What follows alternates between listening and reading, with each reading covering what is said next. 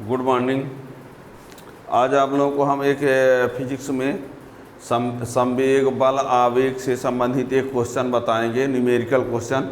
और वो numerical question ऐसे है कि यदि वो फार्मूला से आप सवाल लगा, एक फार्मूला यानी एक सवाल में कई हम फार्मूला का यूज करेंगे, यानी सवाल एक है उसमें कई फार्मूला यूज होंगे, कई क्वेश्चन उसमें जुड़े रहेंगे। यानी 5 किलोग्राम द्रव्यमान की कोई वस्तु है, 5 किलोग्राम द्रव्यमान की एक वस्तु है, उसमें 10 न्यूटन का बल 5 सेकंड तक लगाया जाता है। प्रश्न है 5 किलोग्राम द्रव्यमान की एक वस्तु है और उसमें एक बल लगाया गया है, बल लगाया गया है 10 न्यूटन का। बल लगाया कितने समय तक गया है? 5 सेकंड तक। ठीक है, तो उसमें बताना है कि उसका बल आवेग कितना होगा, फिर बताना है संवेग में परिवर्तन कितना होगा, फिर बताना है कि वेग में परिवर्तन कितना होगा, फिर बताना है कि उसका त्वरण कितना होगा। ठीक है, तो एक प्रश्न में 4 in 1। ठीक है ना। तो क्वेश्चन है, बहुत इंपॉर्टेंट क्वेश्चन। 5 किलोग्राम द्रव्यमान की एक वस्तु पर 5 किलोग्राम द्रव्यमान की एक वस्तु पर 10 न्यूटन का बल 5 सेकंड तक लगाया जाता है। 5 किलोग्राम द्रव्यमान की एक वस्तु पर 10 न्यूटन का बल 5 सेकंड तक लगाया जाता है, तो निम्न की गणना कीजिए। 5 किलोग्राम द्रव्यमान की एक वस्तु पर 10 न्यूटन का बल 5 सेकंड तक लगाया जाता है, तो निम्न की गणना कीजिए। नंबर 1 है बल आवेग। नंबर 2 है संवेग में परिवर्तन। नंबर 3 है वेग में परिवर्तन। और नंबर 4 है त्वरण। ठीक है ना। यानी प्रश्न क्या कहा? 5 किलोग्राम एक वस्तु है, इसका द्रव्यमान कितना है? m बराबर 5 किलोग्राम। बल कितना लगाया गया? 10 न्यूटन। कितने समय तक लगाया गया है? बहुत कम समय तक, यानी 5 सेकंड तक। ठीक है ना। एक वस्तु है, उसका द्रव्यमान कितना है? 5 किलोग्राम, है ना। ये दिया है m बराबर 5 किलोग्राम, F बराबर 10 न्यूटन, डेल्टा T बराबर 5 सेकंड। बल आवेग ज्ञात करना है ना। बल आवेग को हम टाउ भी लिख सकते हैं।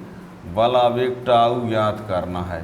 संवेग में परिवर्तन डेल्टा P ज्ञात करना है। वेग में परिवर्तन डेल्टा V ज्ञात करना है। त्वरण यानी A ज्ञात करना है। ठीक है ना। आपके पास प्रश्न में ये सब दिया है। एक वस्तु है, उसका द्रव्यमान 5 kg है, बल 10 न्यूटन का लगाया गया है, डेल्टा T बहुत कम है। T का डेल्टा T लिखे बहुत कम के कारण, है ना। डेल्टा T क्यों लिखे? बहुत कम समय। और आवेग ज्ञात करना है टाउ। संवेग में परिवर्तन डेल्टा P, वेग में परिवर्तन डेल्टा V, त्वरण A ज्ञात करना है। ठीक है ना। तो ये हम पहला नंबर इसका लिखते हैं। बल आवेग बराबर होता है F इंटू डेल्टा T। तो बल कितना दिया है? 10, और डेल्टा T कितना है? ये तो 10 × 50 = 50 न्यूटन। अब इसका मात्रा क्या हो जाएगा? Newton into second. ठीक है। दूसरा, ये संवेग में परिवर्तन आप लोगों को बता दे। आवेग संवेग प्रमेय एक होती है। आवेग संवेग प्रमेय होती है कि जो बल आवेग होता है संवेग में परिवर्तन के बराबर होता है। यानी संवेग में परिवर्तन बराबर बल आवेग, ये होता है आवेग संवेग प्रमेय। आवेग संवेग प्रमेय से। आवेग संवेग प्रमेय आवेग संवेग प्रमेय एक है